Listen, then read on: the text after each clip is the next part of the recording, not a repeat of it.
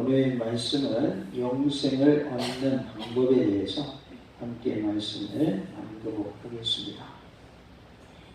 예수님께서 유대인들에게 말씀하시기를 아들이 아버지께서 하시는 일을 보지 않고는 아무것도 스스로 할 수 없나니 아버지께서 행하시는 그것을 아들도 그와 같이 행하느니라 하고 19절에 말씀하십니다.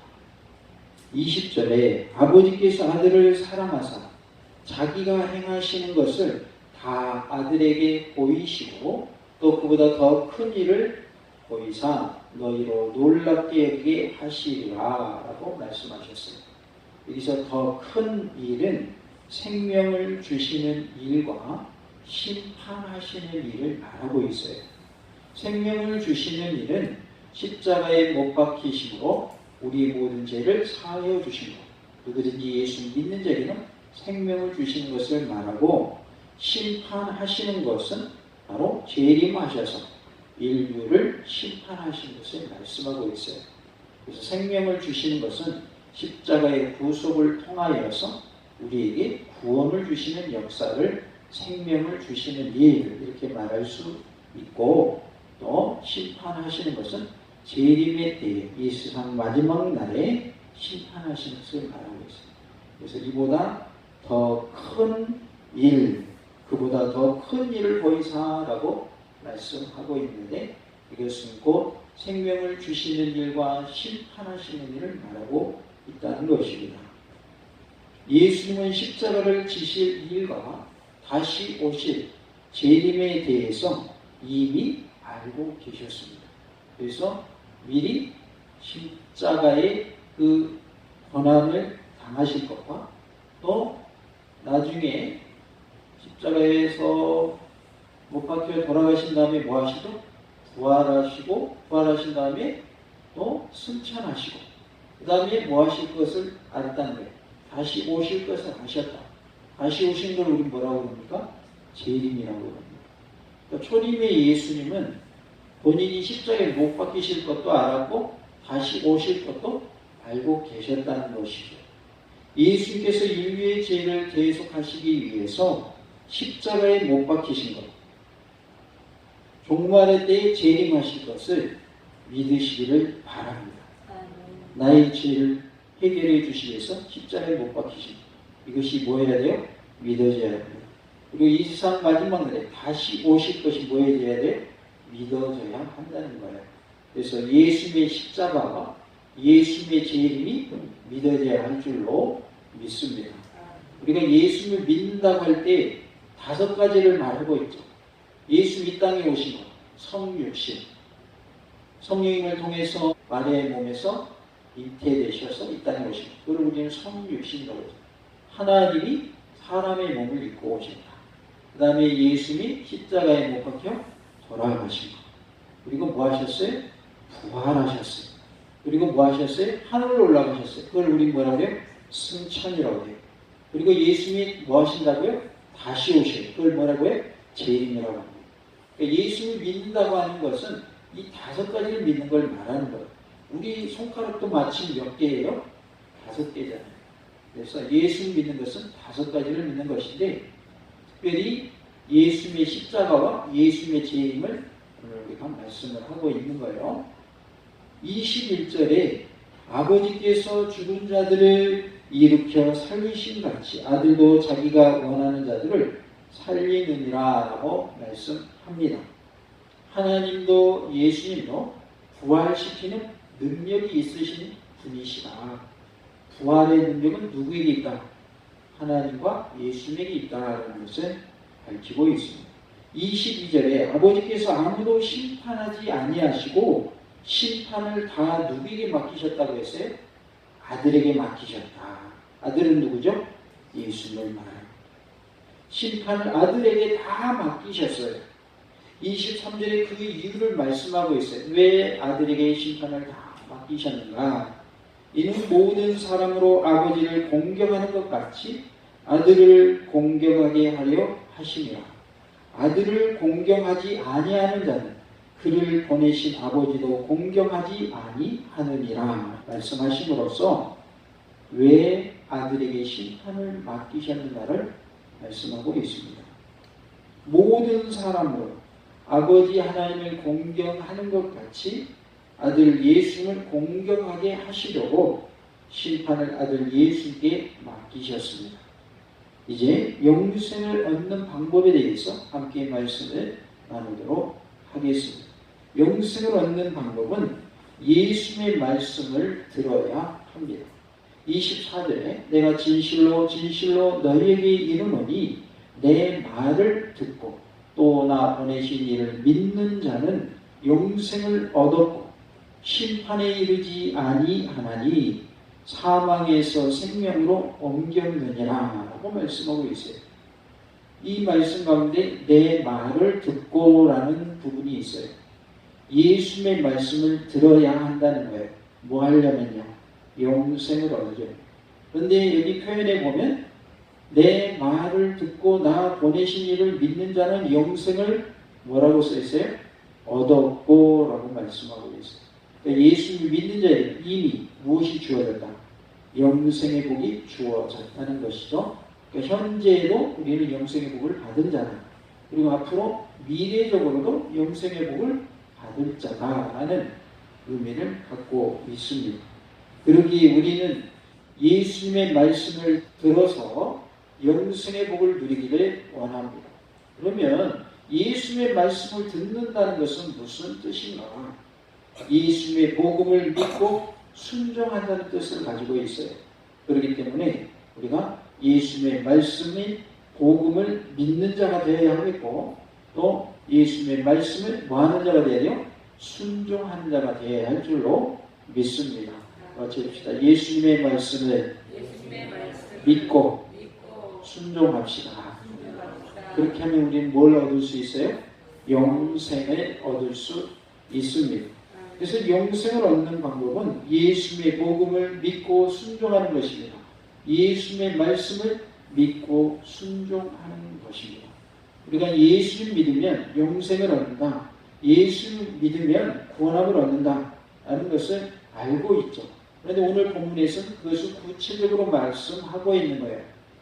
예수를 믿는 것은 곧 예수님의 말씀을 믿는 것이다. 복음을 믿는 것이다. 또 예수님의 말씀을 뭐하는 것이다?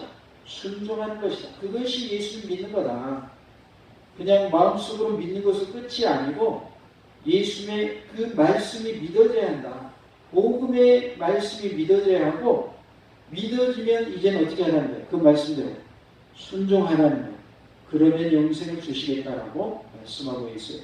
그래서 구체적으로 말씀을 우리에게 주고 계십니다. 예수를 믿는 것이 무엇인가를 풀어서 말씀해 주는 거예요. 그래서 예수님의 말씀을 믿어라. 예수님의 말씀을 그 다음 뭐해라? 순종해라. 예수님의 말씀을 믿어라. 예수님의 말씀을 순종해라.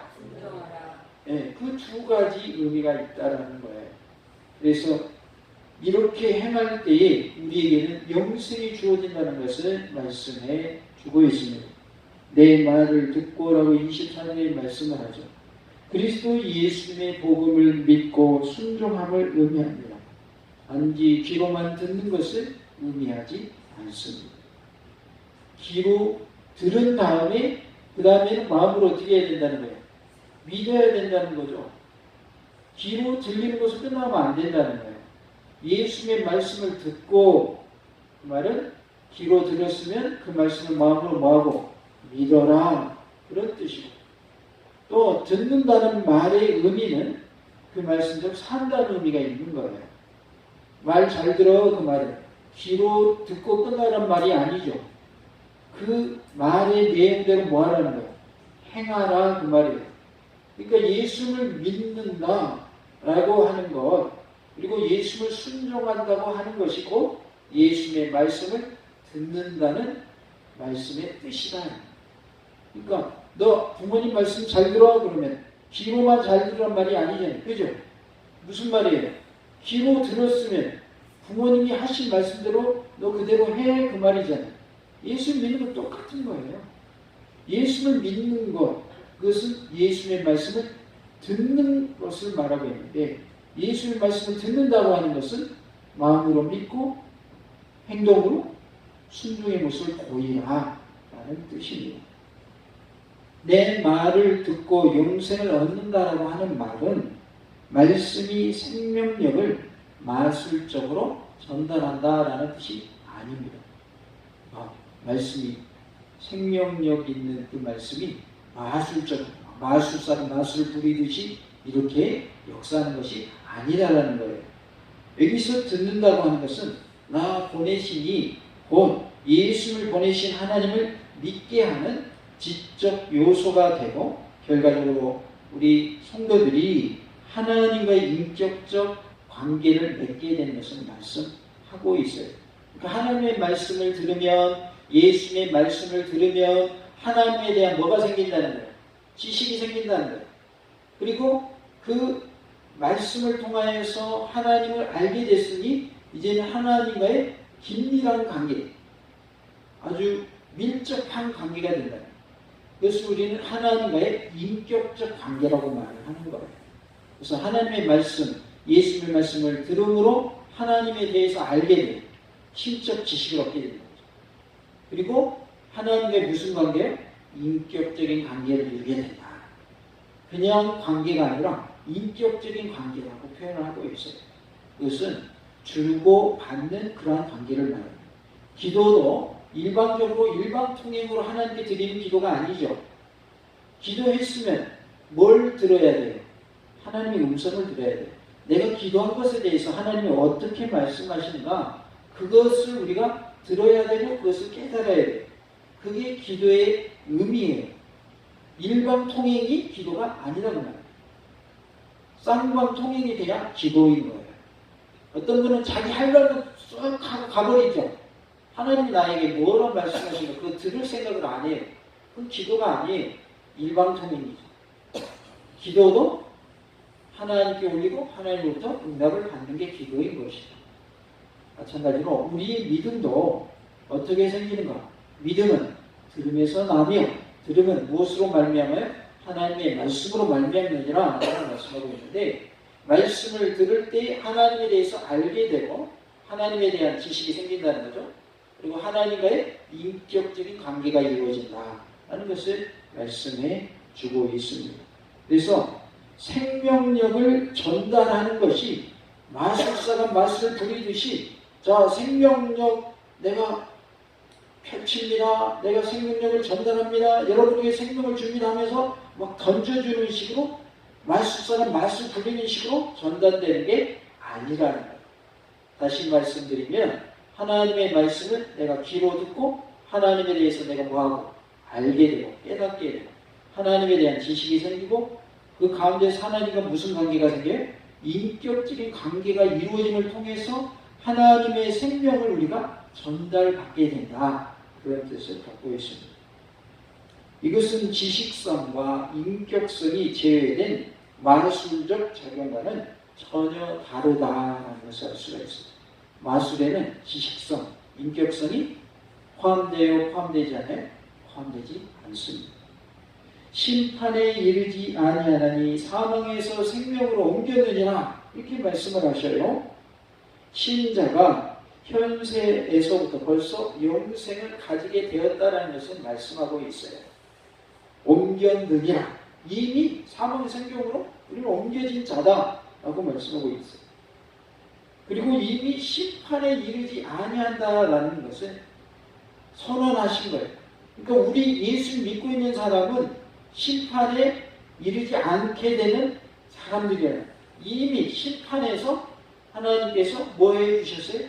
제외시켜 주셨다는 말이에요. 마지막 주님이 오실 때 이 세상 심판하러 오시잖아요. 그때 우리를 심판의 대상으로 분류하지 않으시고 구원받을 자로 분류하신다는 거예요. 이미 우리는 뭐 받았기 때문에? 구원받았기 때문에. 이미 영생을 받았기 때문에 심판하는 자리에 세우시지 않는다는 거예요. 그래서 예수 믿고 있는 사람은 이미 뭐 받은 것이다? 구원받은 것이다. 이미 영생을 받은 것이다. 영생을 누리고 있는 것이다. 심판에 이르지 아니하도록 이미 우리를 구별해 주셨다라고 말씀하고 있습니다. 성경 다른 부분에서도 이러한 말씀을 주고 있는데요. 누가복음 17장 21절 또 여기 있다 저기 있다고도 못하리니 하나님의 나라는 너희 안에 있느니라 이렇게 말씀을 하고 있어요. 하나님의 나라가 누구 안에 있대요? 너희 안에 있다는 말은 우리 마음속에 있다는 말이죠. 예수를 믿고 있는 사람에게 이미 우리 마음속에 하나님의 나라가 이루어졌다는 거예요. 그러니까 나는 이미 마음속에 천국이 이루어졌다는 것을 말씀하고 있는 것이죠. 성경이 말씀했으니까 맞는 말씀일까요? 틀린 말씀일까요? 맞는 말씀이죠. 우리 마음속에 이미 천국이 이루어졌다 그 말이에요. 천국이 이루어졌기 때문에 말씀이 내 안에 있고 성령이 나와 함께 하시기 때문에 미운 사람도 우리가 뭐해 줄 수 있고 용서해 줄 수 있고 미운 사람을 뭐 할 수 있는 데까지 나아갈 수 있다는 거예요. 사랑하는 데까지 나아갈 수 있다는 거예요. 사실 미움의 대상이 사랑의 대상으로 바뀌기가 쉬워요? 어려워요? 어렵습니다. 미운데 어떻게 사랑을 해요? 마음은 미운데 그렇잖아요. 그런데 그 미움이 용서하는 마음을 내게 주셔서 사람으로 바뀌게 하시더라는 거죠. 누구만 하실 수 있는 거예요? 하나님만 하실 수 있는 거예요. 하나님 외에는 할 수가 없어요. 어떻게 미움의 대상이 사랑의 대상으로 바뀌겠어요? 미움의 대상이 사랑의 대상으로 바뀔 때는 그 사람에 대해서 우리가 무슨 마음을 품게 되면 긍휼히 여기는 마음을 품게 돼요. 불쌍히 여기는 마음을 품게 돼요. 특히나 우리가 전도 대상자를 놓고 태신자를 놓고 기도할 때도 긍휼히 여기는 마음이 우리에게 있게 되는 거예요. 그 영혼이 불쌍한 거예요. 그 영혼이 지옥 가는 게 너무 가슴 아픈 거예요. 육적으로는 미울 수 있어요, 그 사람이. 육적으로는 정말 눈에도 안 띄었으면 좋은 그런 관계일 수 있어요. 보고 싶지 않은 사람일 수도 있어요. 그런데 그 영혼을 뭐 하면요? 긍휼히 여기면 그 영혼을 불쌍히 여기게 되면 뭐 할 수 있는 거예요? 사랑할 수 있는 거예요. 이게 하나님의 능력이고 하나님의 사랑인 거예요. 그래서 그 마음을 우리에게 품게 하신다는 말이죠. 그 영혼이 어디 가는 게 너무 안타까운 거예요. 지옥 가는 게 너무 안타까워요. 너무 가슴 아픈 거예요. 이러한 은혜가 우리에게 임하기를 원합니다. 하나님이 내게 임하시고 성령님이 내게 임하시고 예수님이 나와 함께 하시는 이러한 마음을 품을 수 있는 줄로 믿습니다. 고린도후서 5장 17절에 그런즉 누구든지 그리스도 안에 있으면 새로운 피조물이라 이전 것은 지나갔으니 보라 새 것이 되었도다 라는 말씀. 우리는 이미 새 것이 된 줄로 믿습니다. 골로새 3장 3절에 이는 너희가 죽었고 너희 생명이 그리스도와 함께 하나님 안에 감추어졌음이라 라고 말씀합니다. 너희 생명이 하나님 안에 감추어졌다 이렇게 말씀하고 계시고 베드로전서 1장 23절에 너희가 거듭난 것은 썩어질 씨로 된 것이 아니요 썩지 아니할 씨로 된 것이 살아있고 항상 있는 하나님의 말씀으로 되었느냐 하고 말씀을 하고 있습니다. 그래서 말씀을 뭐로 비유하셨냐면 씨로 비유를 하셨습니다. 살아있고 항상 있는 말씀 그것을 씨로 비유를 하셨는데 우리의 거듭난 것은 썩어진 씨로 된 것이 아니라 살아있고 항상 있는 하나님의 말씀으로 되었다라고 과거 시제로 말하고 있어요. 이미 우리는 거듭난 자로서 하나님의 자녀가 되었다는 말씀입니다. 스밀데라는 사람은 이 점에 있어서 요한의 사상이 바울의 치리론과 원리상으로 같다라고 했습니다. 곧 신자로 심판에 이르지 아니한다는 말씀은 벌써 현세에서부터 심판에서 면제되는 칭의 보장을 받은 것과 같다라고 말합니다. 그러니까 우리는 죽어서만 천국이 아니라 이미 예수를 믿은 후에 이 땅에 사는 날 동안 이미 구원받은 자다라는 거예요. 그래서 예수를 믿는 사람들은 환난이 와도 핍박이 와도 고통이 오고 고난이 와도 평안을 누릴 수 있는 이유는 이미 우리의 심령에 무엇이 임했기 때문에 천국이 임했기 때문에 그것이 가능한 거예요. 이것이 우리에게 주신 비밀이에요. 안 믿는 분들이 이거 이해가 될까요, 안 될까요? 설명해줘도 몰라요. 깨달을 수가 없는 거예요. 뭔 말인지 이해가 안 돼요. 그러나 예수를 믿고 있는 우리에게는 이해가 너무나도 잘 되는 말씀이에요. 예수님 안에 있으면 평안이 임한단 말이에요. 예수님 안에 있으면 자유함을 누려요. 예수님 안에 있으면 행복을 누릴 수가 있어요. 그 비밀이 뭐예요? 우리 안에 이미 무엇이 이루어졌기 때문에? 천국이 이루어졌기 때문에 가능한 거예요. 스데반 집사님이 돌에 맞아 순교하잖아요. 그때 변화되기 전에 사울이 지휘를 했죠. 죽여라! 나중에 그 사울이 뭐로 바뀌어요? 바울로 바뀌죠. 스데반 집사님이 순교할 때에 하늘을 보니까 예수님이 자기를 뭐하고 있어요? 맞이하고 있는 거예요. 영안이 열리니까 천국을 본 거죠. 돌에 맞아 죽으면서 얼굴이 어떻게 됐어요? 환했다고 그랬어요. 돌에 맞으면 얼굴이 뭐해야 맞는데? 찡그려져야 맞는데 얼굴이 환해가지고 순교했어요. 천국의 영광을 보면 돌에 맞는 거 문제되지 않아요. 문제되지 않는다. 왜? 죽어야 천국인데요. 뭔 말인지 아세요? 돌에 맞아 자기가 죽어야 저 천국 갈 수 있어요. 그러니까 죽는 게 문제돼야 안 돼요. 문제가 안 되는 거예요. 영안이 열려가지고 예수님 자기를 맞이하는 모습을 봐버렸어요. 그러니 예수님이 나를 맞이해 주신다는데 죽는 게 두려워요, 안 두려워요? 안 두려운 거예요. 이게 비밀이에요.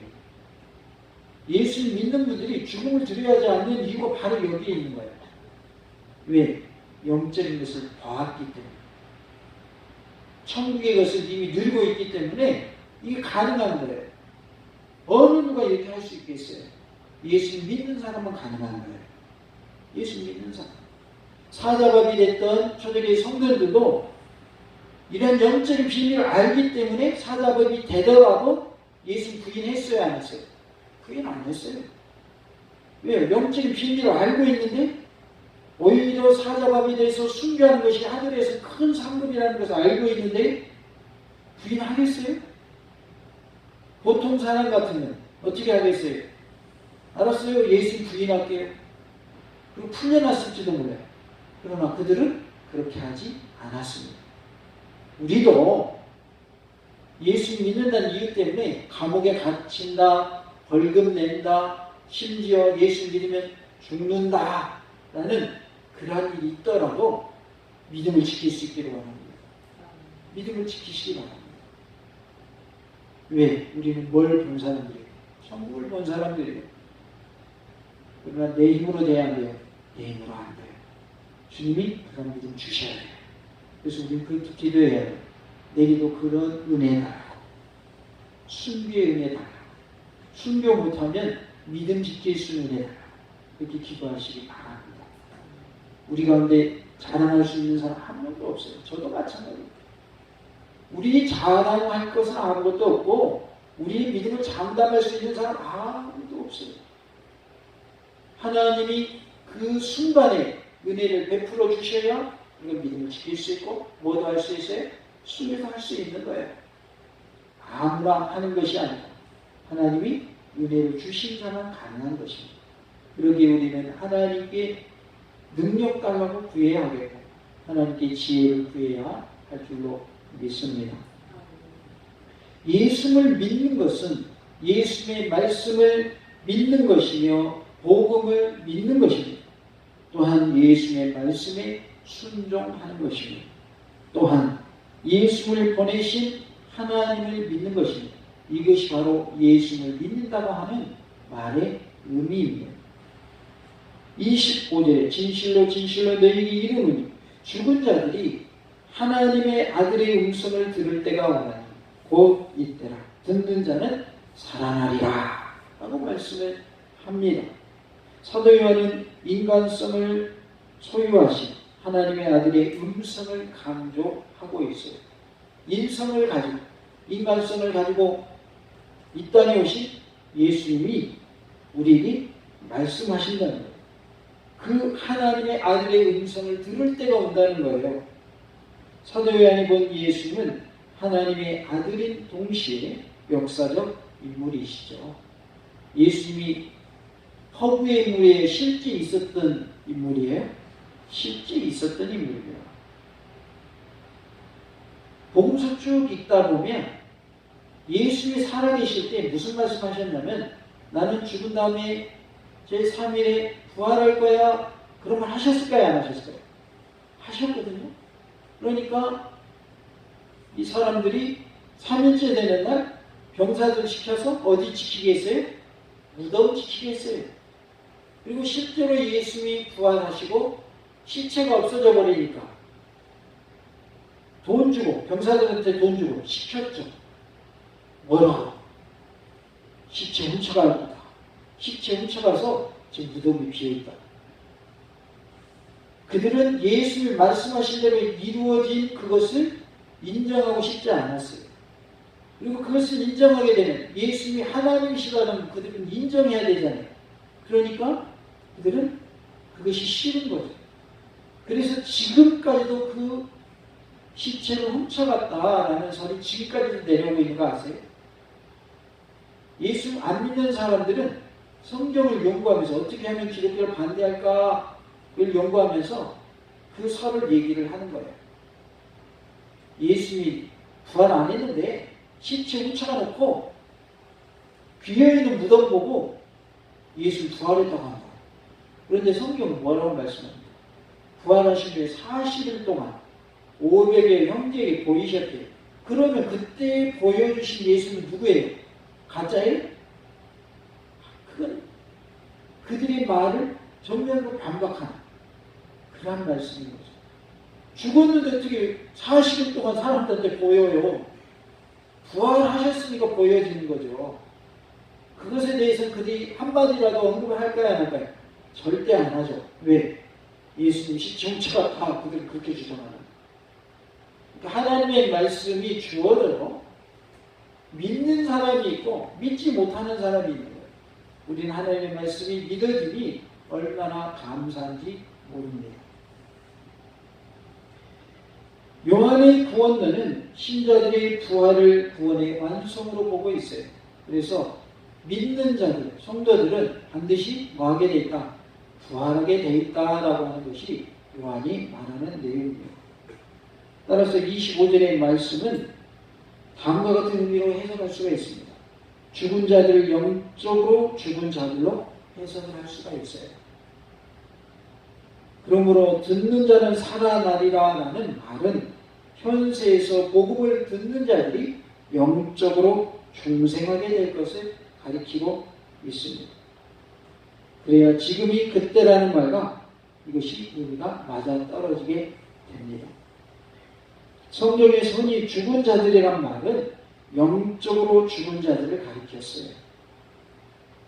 요한복음 5장 24절에서 내 말을 듣고 또 나 보내신 이를 믿는 자는 영생을 얻었고 심판에 이르지 아니하느냐 사망에서 생명으로 옮겼느냐 라고 말씀하시므로 영적으로 죽은 사람이 하나님의 말씀을 믿으면 살아날 것임을 말씀합니다. 지원이라는 사람은 말씀이 주님의 재림 때에 신자들의 육체가 부활할 것을 가리킨다라고 말합니다. 그러니까 이 예수님의 말씀을 듣는 자는 살아나리라 하는 말씀은 영적으로 죽은 자가 거듭나서 새 생명으로 태어난다라는 그러한 의미가 있는 것과 동시에 또 무슨 의미도 있다는 거예요? 육체적 부활도 있다 그 말이죠. 그러니까 두 가지 의미를 다 포함하는 말씀입니다. 지금 현재 우리는 영적으로 죽은 자들이 예수님 믿으면 살아나는 역사가 나타납니다. 또 우리가 예수님이 다시 오실 때는 뭐한다? 부활한다. 두 가지 의미가 다 포함된다는 거예요. 부활에 대한 언급이 모두 세상 끝날에 관한 것임을 우리는 알 수 있는데요. 5장 28절부터 29절은 마치 5장 25절에 대해서 확대 해석하는 것처럼 말씀이 주어지고 있어요. 28절, 29절에 이를 놀랍게 여기지 말라. 무덤 속에 있는 자가 다 그의 음성을 들을 때가 오나니. 25절에 그 말씀이 있었죠. 선한 일을 행한다는 생명의 부활로, 악한 일을 행한다는 심판의 부활로 나오리라. 이렇게 말씀을 하십니다. 세상 끝날에는 육체적으로 죽은 자들이 부활할 것을 말씀하고 있는데요. 지금이 바로 그 세상 끝날이라고 할 수 있다라는 거예요. 어쨌든 그리스도 예수께서 죽었다가 살아나심으로 이미 부활은 시작되었어요. 예수님이 부활에 뭐가 되었다라고 성경은 말해요? 첫 열매가 되셨다. 그러니까 이미 부활은 시작된 거예요. 그렇게 될 때 바로 지금이라는 요한의 말에는 틀림이 없다라는 것을 알 수가 있어요. 그러니까 부활은 이미 시작되었고 또 영적으로 죽은 자들도 지금 예수님 믿게 되면 살아나는 역사가 지금 일어나고 있고, 그래서 우리가 현재에도 영적으로 살아나는 역사가 있지만 예수님의 재림의 때도 육체적 부활이 있을 것을 말씀해 줍니다. 26절에 아버지께서 자기 속에 생명이 있음 같이 아들에게도 생명을 주어 그 속에 있게 하셨고 라고 말씀합니다.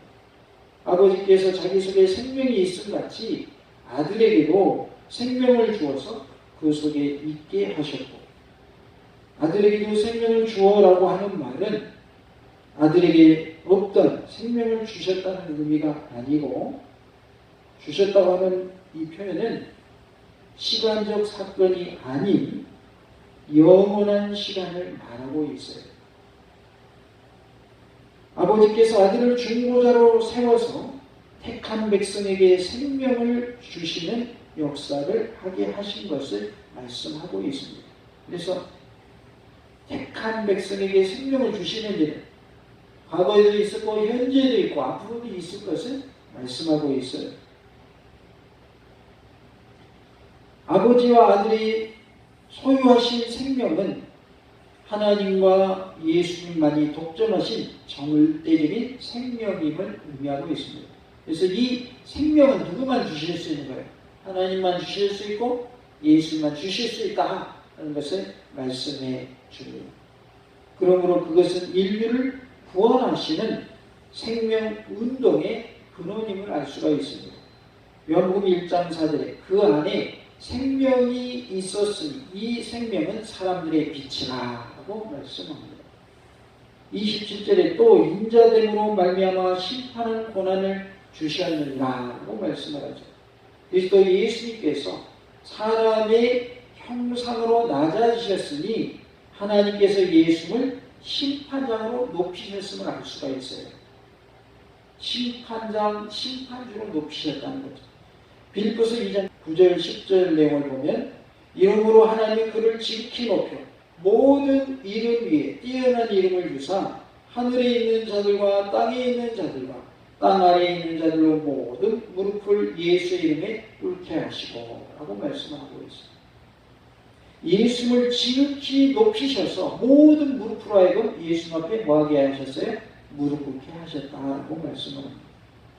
28절에 이를 놀랍게 여기지 말라. 무덤 속에 있는 자가 다 그의 음성을 들을 때가 오나니 라고 말씀을 합니다. 세상을 떠난 성도들이 우리 주님께서 재림하실 때 육체의 몸으로 부활할 것을 가리키고 있습니다. 성도들만 부활할까요? 불신자들도 부활할까요? 불신자들도 부활합니다. 심판의 부활, 생명의 부활은 무엇을 말하는가?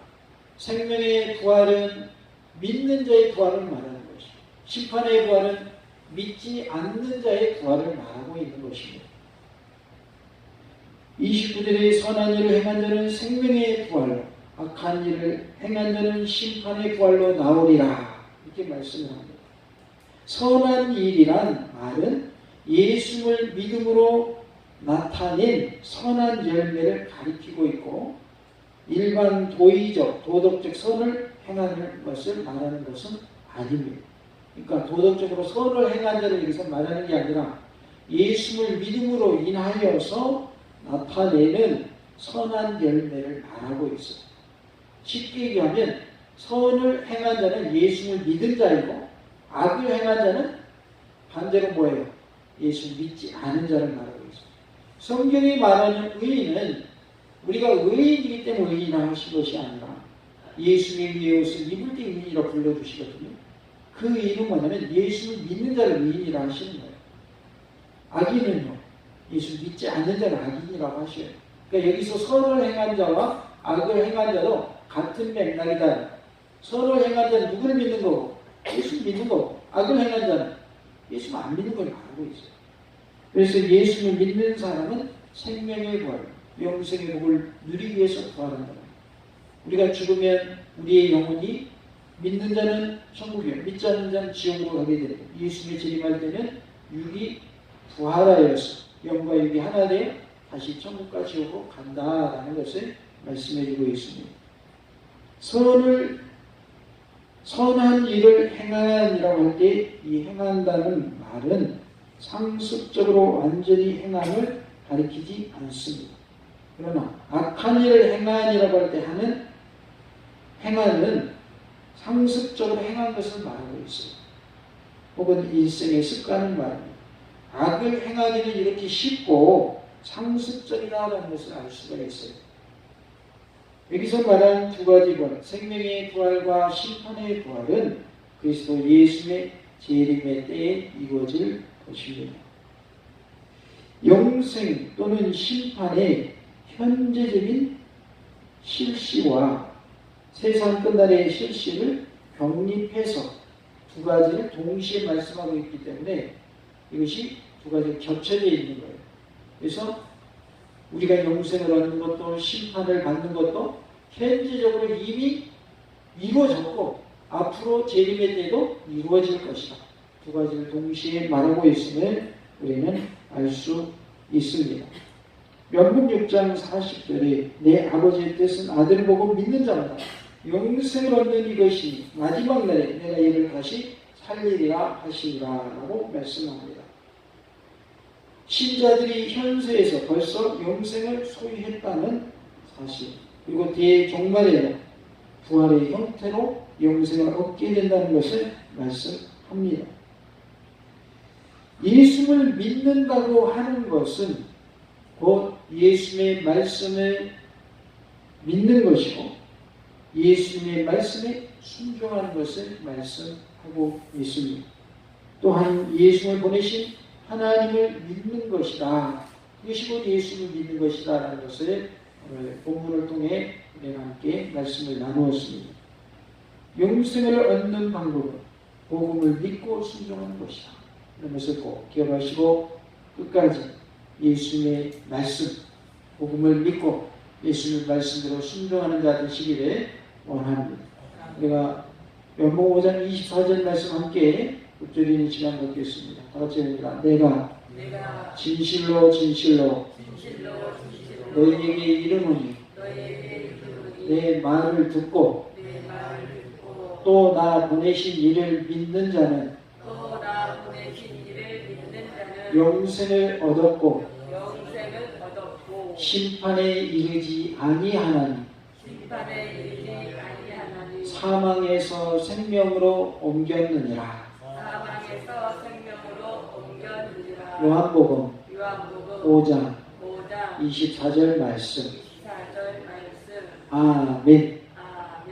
우리 모두가 영생의 복을 누리는 놀라운 은혜가 있기를 간절히 원합니다. 할렐루야.